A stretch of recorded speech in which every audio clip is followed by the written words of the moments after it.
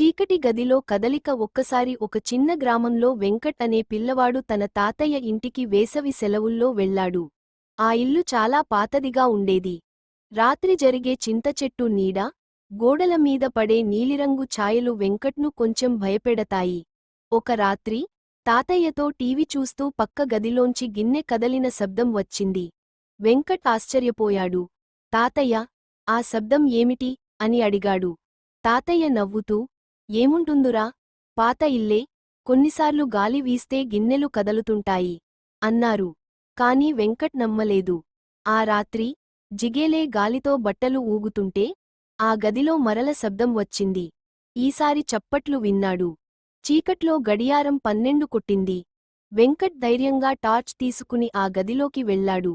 చూపితే ఎవరో నిలబడి ఉన్నట్టు కనిపించింది.